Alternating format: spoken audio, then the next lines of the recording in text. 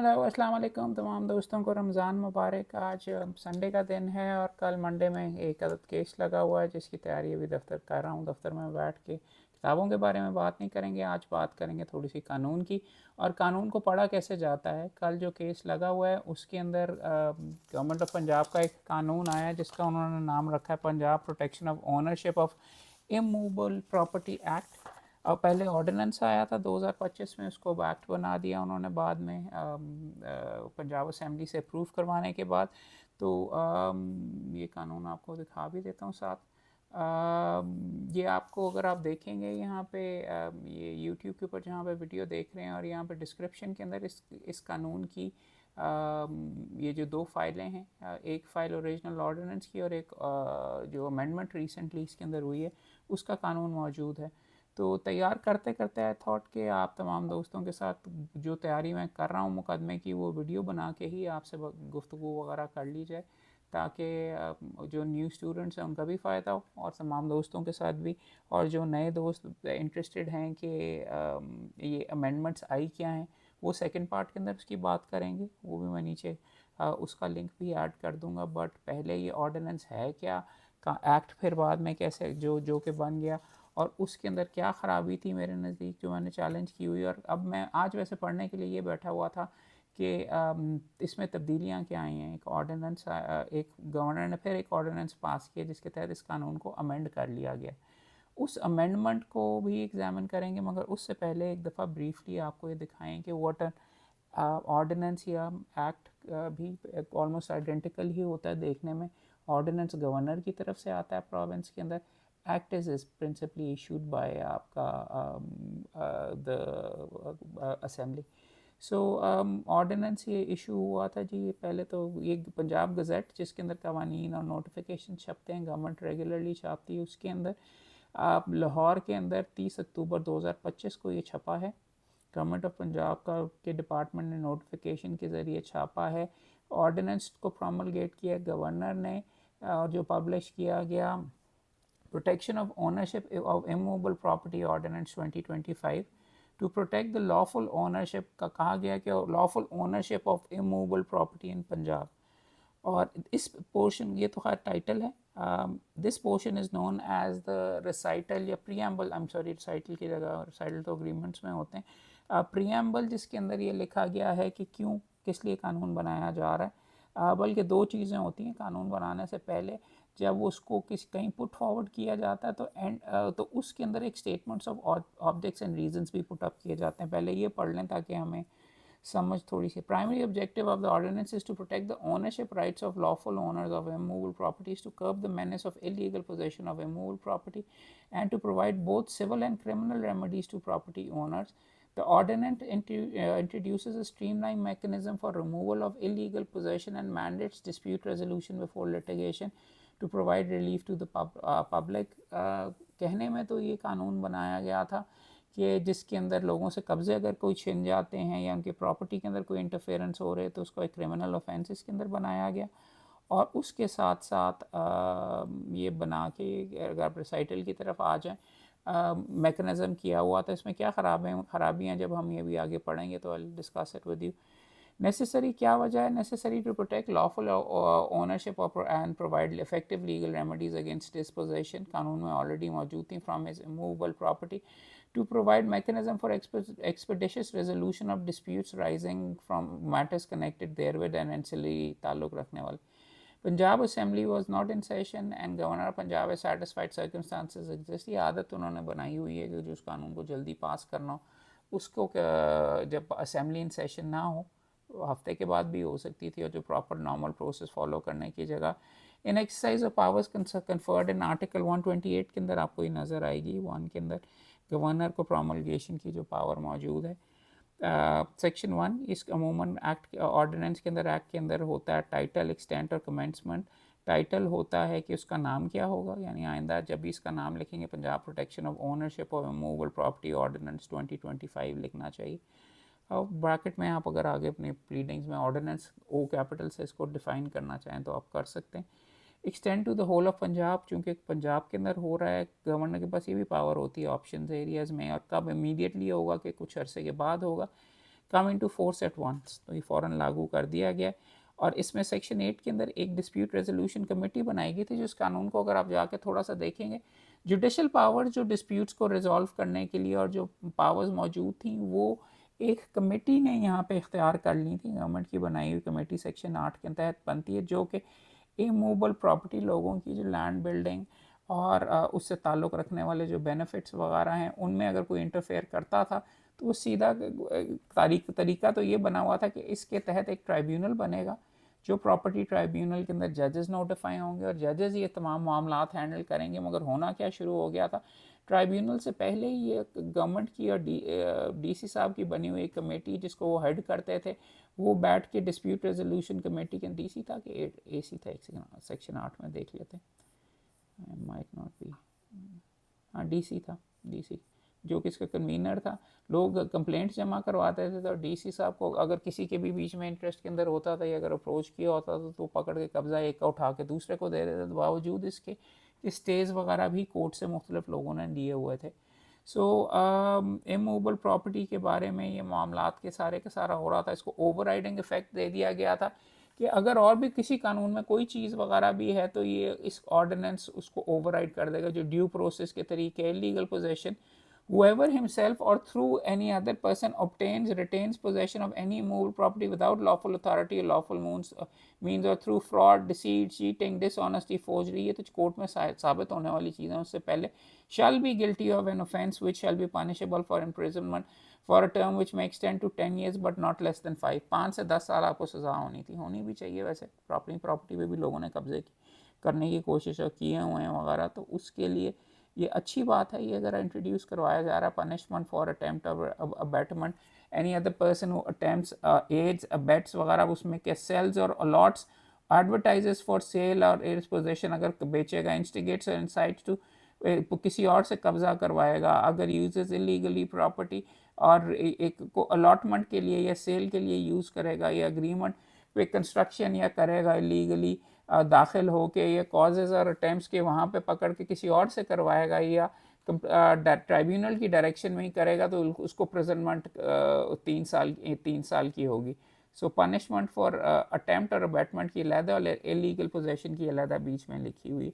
तो offences by companies, और अगर कंपनी भी ऐसी कोई चीज़ वगैरह करेगी तो सोसाइटी एसोसिएशन कोई भी करेगी तो जो उसके कॉन्डक्ट ऑफ बिजनेस के अंदर गिल्टी होंगे वो बंदे जो कि वॉज इन चार्ज ऑफ और was responsible for the company society, उसके खिलाफ कार्रवाई भी हो सकती। खैर ये तो सारा लिख दिया। फाइलिंग ऑफ कंप्लेंट का तरीका था, कंप्लेंट ऑफेंस की, फौजदारी की, ये जमा करवाई जाएगी फौजदारी की साइड के ऊपर जमा करवाई जाएगी टाइटल होल्डर डीसी के पास, कोर्ट की जगह डीसी साहब के पास जमा करवाई जाएगी। और वंस अगेन कोर्ट की जो पावर है ड्यूडिकेट करने वाली, उसमें इंटरफेयर हुआ था और उसमें डिटेल्स वगैरह आप लगाएंगे सारे। और डिस्प्यूट रेजोल्यूशन कमेटी एक बना के जिसके अंदर ये दिखाया गया था डीसी साहब और एडिशनल रेवेन्यू के ये सारे बैठ के वो रेलेवेंट रिकॉर्ड देखेंगे, किसी पर्सन को बुलाएंगे और एडमिनिस्ट्रेटिव एक्शन लेंगे। एडमिनिस्ट्रेटिव एक्शन को कोर्ट ये ऐसे केसेस में जहाँ पे स्टे भी हुआ था, इनके रिकॉर्ड के मुताबिक, डीसी साहब के मुताबिक, अगर किसी और की ओनरशिप बनती थी तो उठा के कब्जे लोगों को दिलवाना शुरू कर दिया था, स्टे की वायलेशन में भी। इसलिए इस ग्राउंड के ऊपर हमने रिट करके इनको चैलेंज किया हुआ था। वो और 2C का सहारा लेते थे कि administrative action as it deems appropriate to ये करने के लिए, जबकि ये वाली पावर आप आगे जाके देखेंगे असल में ट्राइब्यूनल के पास थी। और ट्राइब्यूनल के अंदर एक जज साहब बेसिकली जुडिशल साइड के ऊपर इसको डील करना था, तो उसको अवॉइड करने के लिए ना ट्राइब्यूनल इन्होंने बनाया हुआ था, अब रिसेंटली आई बिलीव नोटिफाई कर दिया था। और dispute resolution shall be with in 90 days complaint के पास करके, और प्रोवाइडेड कमिश्नर में एक्सटेंड 90 दिन का टाइम भी एक्सटेंड कर सकता था। Committee shall during the dispute resolution shall have the civil court की पावर भी इसको दे दी थी for summoning people and inquiry into the matter. और कमेटी में on its own motion exercise powers in sub section 4 के अंदर ये सिविल कोड की हैं, रिकॉर्ड भी मंगवा सकते थे और प्रोसीड जैसे भी सेक्शन 2 से 4 के अंदर लिखा हुआ कर सकते थे। और ट्राइब्यूनल को pending trial before the court to be transferred, ये अगर कोई था कि एनीथिंग कमेटी अपने कन्वीनर के थ्रू अप्लाई करके, अगर कोई सिविल कोर्ट में आपका केस भी चल रहा है, वो उठा के ट्रांसफ़र करके, इनके पास इतनी पावर थी कि ट्रांसफ़र करवा अप्लाई करके ट्रांसफ़र करवा सकते थे ट्राइब्यूनल को, जो कि उस वक्त बना भी नहीं हुआ था। और अगर बना भी हुआ तो इनके पास क्यों पावर, वो पावर तो जुडिशियल साइड पे parties appear before the committee in person ये लोगों को बुलवाया जाता था, और थ्रू काउंसिल की इजाज़त नहीं थी, इसीलिए दहशत बनाने के लिए इन्होंने ये किया हुआ था सिलसिला। Once again fundamental right due process के खिलाफ जो कि कोर्ट के अंदर आपका होता है।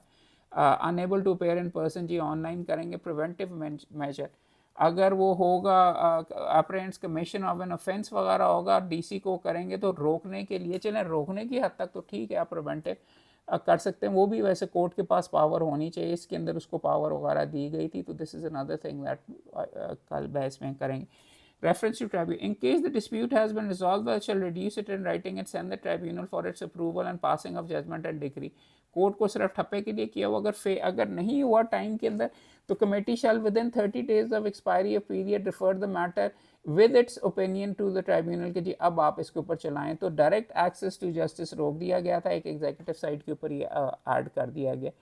और जो अगर कोई फॉल्स कंप्लेंट वगैरह होती थी तो उसके ऊपर भी आपको सज़ा वगैरह मिलनी थी। ट्राइब्यूनल सेक्शन 11 के तहत बनना था। गवर्नमेंट में नो गज़ेट के अंदर इस्टेब्लिश एज मनी ट्राइब्यूनल, जितने करने हैं ट्राइब्यूनल एक से ज़्यादा करेंगे, नोटिफाई मुख्तलिफ एरियाज़ के लिए, और ईच जुरिस्डिक्शन को a member to be appointed for 3 साल के लिए। Chief justice of Lahore high court से डिस्कस करके करना था। A member no person unless he has been a जज ऑफ द हाई कोर्ट और अ डिस्ट्रिक्ट जज। इससे तो देखने में रिटायर्ड जज साहिबान की ये थी, और सैलरी अलाउंस वगैरह भी, रेजिग्नेशन का भी तरीका। Exclusive jurisdiction notwithstanding anything contain in any law and time shall have exclusive to try the offences, फौजदारी की साइड पे। अब सिविल के जो मुकदमे, वो मुझे समझ नहीं आई कि वो कैसे ट्राइब्यूनल को कर दिया जाएगा अगर एक्सक्लूसिव जुरिस्डिक्शन फौजदारी के लिए। burden of proof, not anything contained in the law, कानून शहादत time ये onus of proof of illegal discharge shall lie on the offender। अब offender कौन है? अगर दो बंदे एक दूसरे को कहते हैं, ये भी सेक्शन 14 में लिखा था कि बर्डन जो इनकी ये केस ऑफ इलीगल पोजेशन, जिसने ऑफेंड किया, बेट किया या अटेम्प्ट किया, उसका कैसे साबित करेंगे? कब्जे में जो है बेसिकली उसके ज़िम्मे के उस पर डाल दिया गया, जो possibly might even be advisable। वो देखते हैं। Tribunal shall have the power of civil court and court of session, दोनों की पावर दे दी गई है, provided in the ordinance। CPC और CRPC insofar as they are not inconsistent with that shall apply to the proceeding, और ये tribunal shall be deemed civil court और session court as the case may be। Procedure होगा tribunal के पास, matter के बाद cognisance लेने के बाद केस ट्राई करेंगे एज ऑफेंस का with respect to ownership of title और पोजेशन ऑफ एमूल, और वेदर बिफोर और आफ्टर द कमेंसमेंट, यानी कि पुरानी भी डिस्पोजेशंस के अगेंस्ट ये कर सकते हैं। Anything contained in the ordinance, यानी फौजदारी रेट्रोस्पेक्टिवली, ये लीगल क्वेश्चन कॉन्स्टिट्यूशनल भी आना था। ऑफेंसेस ट्राई करेंगे CRPC के तहत। ऑर्डिनेंस और the law time being shall also have exclusive juris. Question of title का करने का भी, जो सिविल कोर्ट की साइड पे असल में किसकी प्रॉपर्टी है, ये question of title if any movable property under reference for the reasons to be recorded and summary procedure उसके लिए करेंगे। ये भी एविडेंस के बगैर कैसे कर सकते हैं? अच्छे ख्यालात थे वगैरह, कोशिश किए, मगर कानून के साथ actually it does not appear के जो ड्यू प्रोसेस वगैरह है, आर्टिकल 10A की वायलेशंस भी इसमें नज़र आ रही हैं। Anything contain in sub section 3 of the law tribunal may for reasons to be recorded dispense with the provision of CRPC। अपनी मर्जी से अपना प्रोसीजर भी बना सकता है। वाओ। एवरी केस में डे टू डे बेसिस के ऊपर 90 डेज में डिसाइड होगा। मॉनेटरी कॉम्पनसेशन है लीगल प्रोपोजेशन की, not less than the value of एमूव property so purposes determined valuation table के on the day of the order, and in addition there to from property superstructure जो उसके ऊपर है। Compensation भी दी जा सकती है। ब्रॉड पावर्स हैं। एविक्शन, देखें एविक्शन की पावर इनके पास है। कब्ज़ा किसी को फारिग करवा के दूसरे को दिलवाना, जो कि ट्राइब्यूनल एक्सरसाइज कर रहा था। One of the points I was आगे delivery of possession to the owner, उसको फारिग करवा के आगे कंक्लूजन ऑफ ट्राइब्यूनल पे उसको भी दी जा सकती। किसी ऑफिसर वगैरह को पोजेशन 17 के अंदर दी जाती, और इसके अंदर यहाँ अपील इसकी होगी हाई कोर्ट के सामने, कंप्राइजिंग ऑफ 2 जजेस के बेंच के पास, जिसको चीफ जस्टिस नॉमिनेट करेगा। और any transaction alienation which is subject matter of the reference, एक दफ़ा रेफरेंस जमा करवा दिया किसी ने और कि जी मेरी है प्रॉपर्टी वगैरह, in respect after filing shall be null and void, कि आप नहीं कर सकते, आपको कोर्ट से इजाज़त लेनी पड़ेगी। तो अगर आपने किसी को तंग करना तो जाके आप ये जमा करवा दें। वॉलंटरी रिटर्न ऑफ पोजेशन, अगर कोई बंदा कब्जा अपना वॉलंटरी दूसरी पार्टी को दे देता है ट्राइब्यूनल, तो प्रोसीडिंग्स उसके खिलाफ नहीं होंगी। Premises and staff of the tribunal होगा, पब्लिक प्रोसिक्यूटर गवर्नमेंट अपॉइंट करेगी, इंडेमनिटी वगैरह, रिमूवल ऑफ डिफ़िकल्टीज़, ये तो हो गया कानून। इसको जाके चैलेंज कर लिया और हाई कोर्ट के अंदर और बेशुमार जगह के ऊपर ये ऑब्जर्वेशंस वगैरह भी आई चीज़ जैसे साहिबा की तरफ से भी कि जी ये तो आपने जुडिशल पावर्स टेक ऑन कर ली, और उसको मेरे ख्याल में एड्रेस करने के लिए गवर्नमेंट ने फिर ऑर्डिनेंस को अमेंड किया है ताकि वो पटिशन या इंफ्रक्चर्स हो जाएं या ये इनका जो करने का रुझान है, सो वो करके अमेंडमेंट ऑर्डिनेंस अब आपके साथ पढ़ते हैं, जो मेरा आज असल में मकसद था। ये 14 फरवरी 2026 को आया है और इसके अंदर जाके उन्होंने ये कहा नेसेसिटी टू अमेंड द ये क्यों किया, इज़ नॉट इन सेशन, तो ऑर्डिनेंस पास कर दिया। लेट्स फर्स्ट पहले इसके भी statements of objects and reasons देख लेते हैं। Primary objectives is to strengthen the legal framework of lawful ownership by enhancing existing provision, जो और भी बढ़ाना चाह रहे हैं। Seek to provide effective legal remedies, ensuring rightful owners, court की वजह से कहने में तो उन्होंने इसलिए नहीं किया, और भी तगड़ा करने की कोशिश की। Revise framework is design to faster dispute resolution में सोशल स्टेबिलिटी के लिए। Proposed amendments also clarify key definitions, streamline judicial, reduce ambiguity and improving function of the tribunal, enhance penalties भी बढ़ा दी हैं, unlawful इसकी ये occupation की, and repealing obsolete provision, और amendment will be more coherent, इसने गवर्नर साहब के मुताबिक ये बना के इन्होंने जमा करवाया। So let's take a look eight,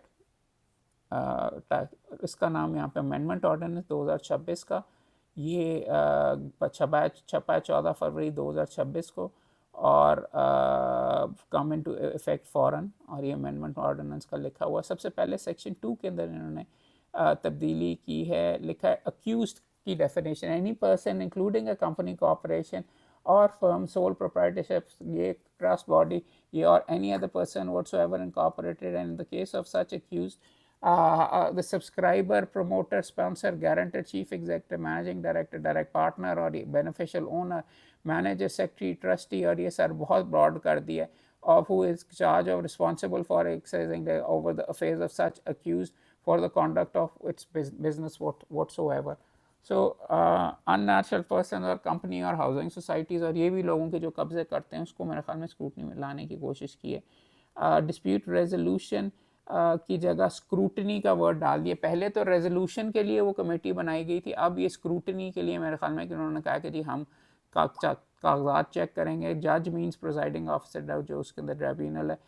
clause F क्या इन्होंने डिलीट किया, ये अगर आप चेक करें ना, साथ दूसरा वो भी साथ ही खोल लेते हैं, ये साथ खोला हुआ। डिस्प्यूट रेजोल्यूशन की जो पहले डेफिनेशन थी committee,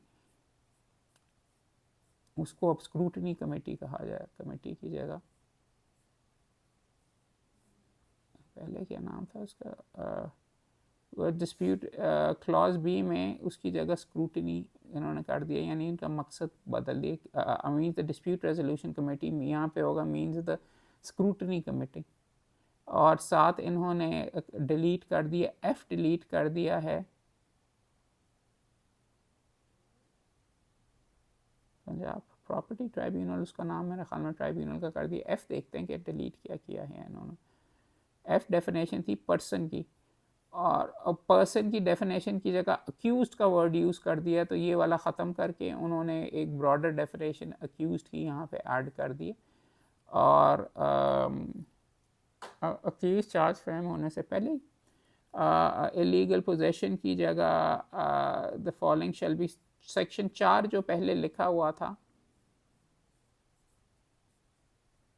whoever whether himself or through any other person, तो वहाँ पे लिख दिया है an accused who whether himself or through other accused obtains or retains possession, वही कोअर्जन वगैरह, और 10 से 5 था, और एक्सटेंड टू 10 मिलियन रुपीज़ किया है। पहले था इम्प्रिजनमेंट नॉट लेस 10 से 5 था, और इसमें अब फाइन भी इन्होंने ऐड कर दिए हैं साथ। अगला सेक्शन 5 में पनिशमेंट और अटेम्प्ट का, एनी पर्सन हु अटेम्प्ट्स और abets facilitates commission of an shall be punished with imprisonment for a term which में 3 साल से 1 साल से कम नहीं, और विद फाइन विच में एक्सटेंड टू 1 मिलियन 10 लाख रुपए, ये दोनों। सो पहले जो था उसको चेंज करके अबेटमेंट को, वो जो सारी की सारी है वो ये सारे ABCDEF डिलीट कर दिए। एक मिनट, लेट्स सी।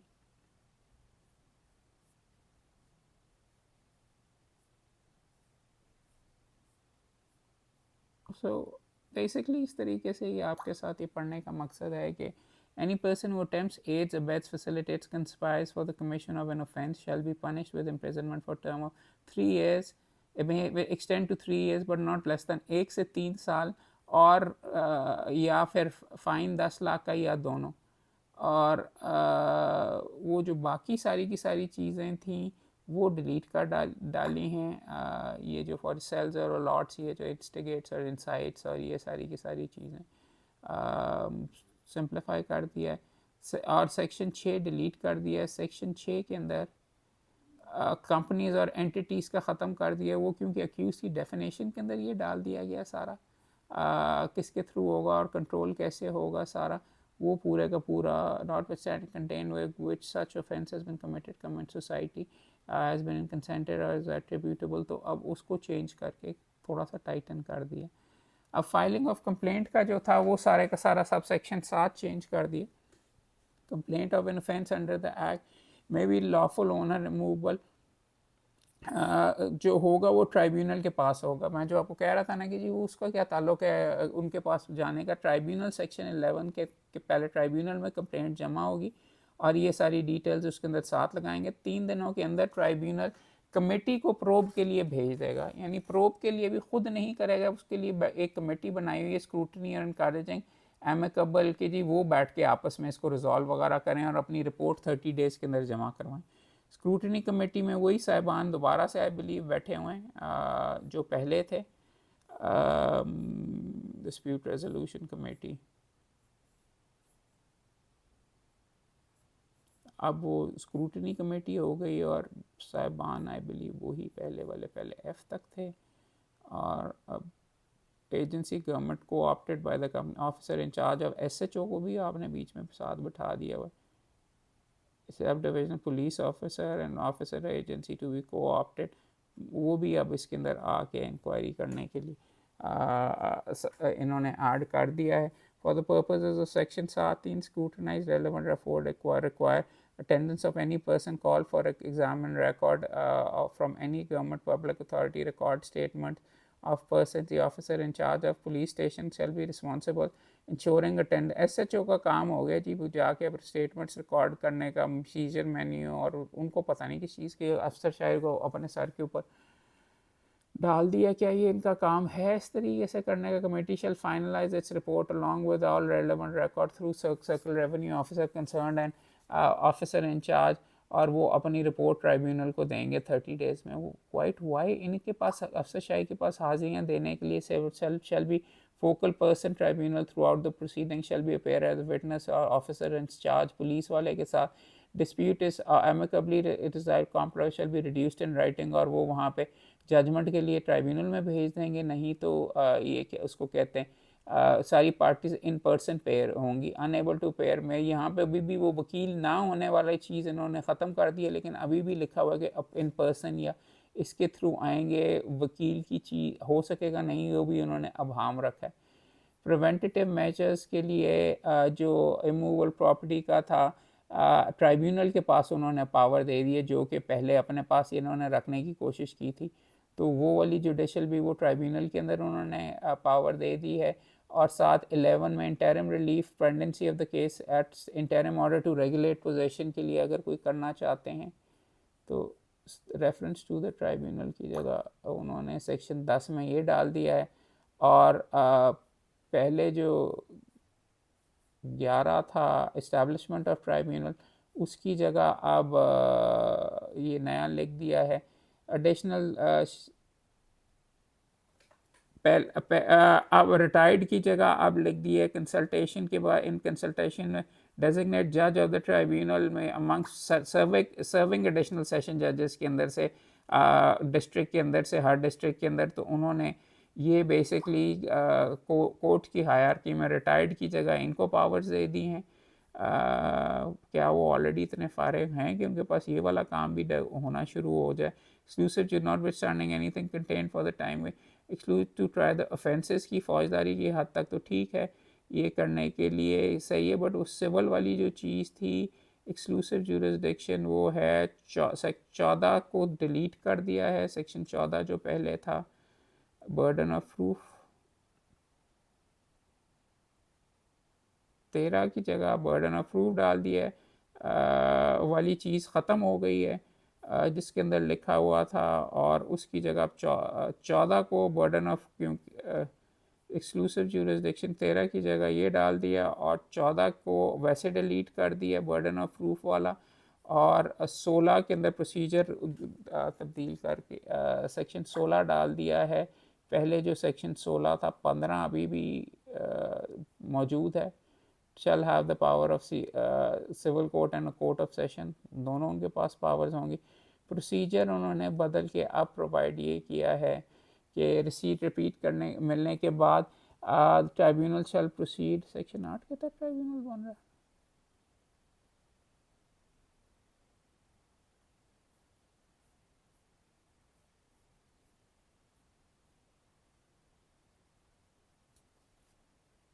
सेक्शन 8 में तो स्क्रूटनी कमेटी है। मेरे ख्याल में इन्होंने जो अमेंडमेंट की है उसके अंदर शायद आंखें बंद थी। उन्होंने गवर्नमेंट में बाय नोटिफिकेशन कॉन्स्टिट्यूट, अब तो 11 के तहत बन रहा है ट्राइब्यूनल। सो यहाँ पे अलबत्ता upon report received of the committee shall proceed in the matter to try every case, और ये करके तो उसको रजू करने की एप्लीकेशन वहाँ पे जमा होगी। पहले लिखा हुआ है अगर आप एप्लीकेशन जमा करवाएंगे, एप्लीकेशन के लिए इनको स्क्रूटनी कमेटी को भेज देगी, स्क्रूटनी कमेटी की रिपोर्ट अगर सेटल नहीं होता तो इनके पास आएगी। तो and try every case arising out of in respect of ownership, जब उनको सेक्शन 8 में बनी हुई कमेटी की रिपोर्ट जब हो मिलेगी, उससे पहले नहीं करेंगे। इससे पहले फिर वो पता नहीं बाकी ऑर्डर्स कैसे कर रहे हैं, वो उनके पास लिखा हुआ है how consistently her power to anything contain in the time being tribunal shall have exclusive jurisdiction to determine the question of title. और वंस अगेन ये exclusive jurisdiction question of title कैसे, सिविल कोर्ट के अंदर अगर आपका already एक दावा चल रहा है स्टे वगैरह, तो क्या वो ट्रांसफ़र होके इधर आ जाएगा? Exclusive trial of complainant whose complaint is been false, उसके ऊपर भी अलहदा फॉल्ट ये complainant shall be liable to be punished for imprisonment, उस पर ट्रायल शुरू हो जाएगा 5 साल की सज़ा का। Tribunal shall try offences under 4 and 5 of the act case shall proceed day to day basis. Tribunal monetary पहले का amount compensation cost of restoration of possession का होगा। ट्राइब्यूनल में at any stage of the case order arrest of accused for of an offence through police, और अच्छा tribunal arrest भी करवा सकता है through and the arrest of an accused किस वजह से? Provision no court other than high court shall have the power to grant bail. अगर ट्राइब्यूनल अरेस्ट करवाता है या अगर तो हाई कोर्ट जाके उसकी एएसजे साहब की बेसिकली फिर बेल देंगे, और कोई कोर्ट नहीं कर सकेगा। इलीगल पोजेशन के अंदर other than federal constitution court, where any case involving illegal possession is pending before other than the before court or tribunal other than federal constitution court, supreme court या Lahore high court lawful application दे के additional के पास या अगर civil court में है, and such court after evaluate transfer of the set to tribunal के पास, और एंड सच कोर्ट और ट्राइब्यूनल आफ्टर एवेल्यूएटिंग ये करके is satisfied the case exclusive jurisdiction. उसकी इस एक्सक्लूसिव जुरिसडिक्शन तो सिर्फ फौजदारी के लिए है ट्राइब्यूनल की, तो ये अपने पास से कैसे ट्रांसफ़र कर लेगा? टाइटल के क्वेश्चन के लिए भी अपने पास सिविल कोर्ट सिविल जज का करेगा। Lot of ambiguity in this. ये सारा 17 इन्होंने डिलीट कर दिया है। 17 क्लॉज पहले था एविक्शन की जो पावर इंटरिम के अंदर थी करने की और अपना बंदा कोई और वहाँ पे बिठाने की, उसकी डिलीवरी ऑफ पोजेशन टू इलिका अपॉन कंक्लूजन ऑफ प्रोसीडिंग्स, वो वाली पावर ख़त्म कर दी है।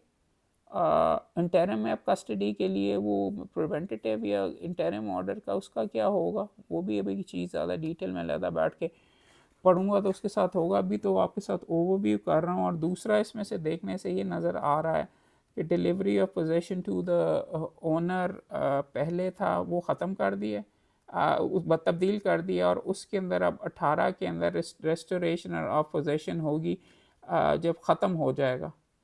और in between as may be for delivery, और पुलिस के ज़रिए या किसी और के ज़रिए अगर करवानी है वो अपील, इसके अंदर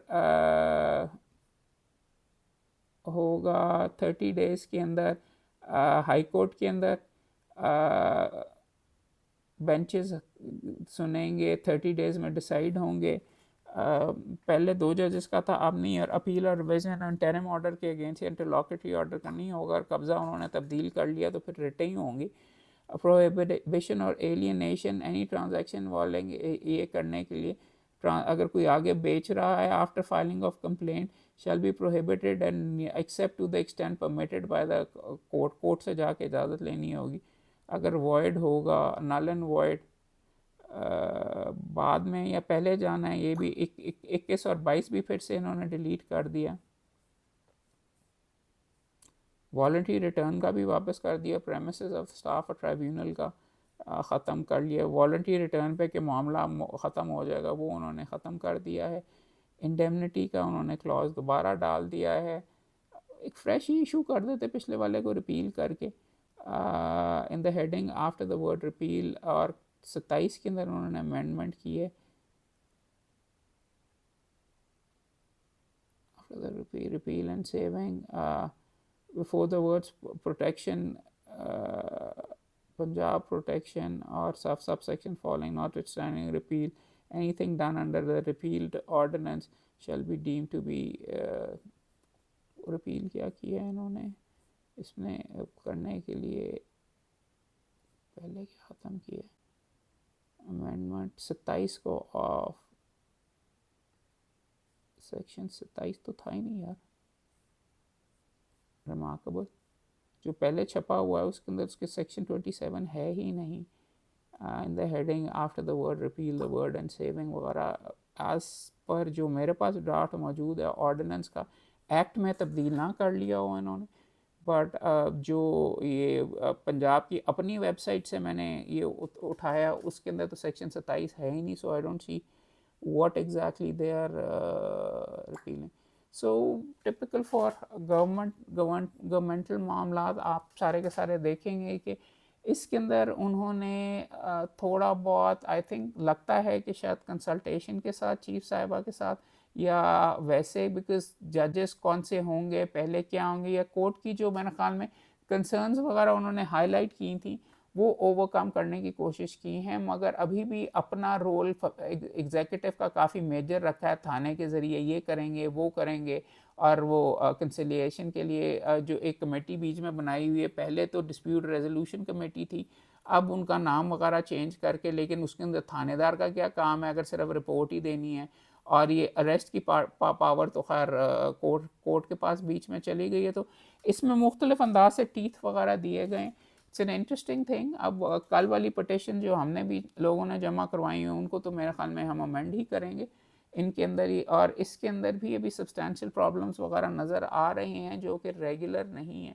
आई डोंट सी कि why the summary matter should not be given to court, और कोर्ट की सारी सवाबदीद पे हो कि ये उन्होंने जिस तरीके से जो रिपोर्टें वगैरह मंगवानी हैं वो मंगवाएं, ना कि ये फिर वंस अगेन डीसी साहब के नीचे अंगूठे के नीचे रख लिए कि वो जिस तरीके से इंक्वायरी इन्वेस्टिगेशन घुमाना चाहें वो घुमा लें। रिकॉर्ड को करके क्या है, क्या ये उनका काम है ये सारी चीज़ें वगैरह करना, इन मामलात में करने का, वो कमेटी किस तरीके से कितनी चलेंगी वगैरह। It's going to be an interesting चीज़। वंस अगेन जुडिशल प्रोसेस के अंदर इनको घुसेड़ा जा रहा है। I don't think that is legally या constitutional, but once again petitions amend करते हैं, ज़्यादा डिटेल के अंदर देखते हैं तो फिर आपसे बात होगी। आपके अगर कोई तासुरात, आपके कोई ख्यालात हैं तो वो प्लीज़ मेरे साथ शेयर कीजिएगा, या कोई इनपुट वगैरह है तो then we can take it from there. I hope आपने भी मेरे साथ ये पढ़ के आपको यू फाउंड इट यूज़फुल, इंशाल्लाह गप रहती है और फिर बातचीत भी होती है। Thank you.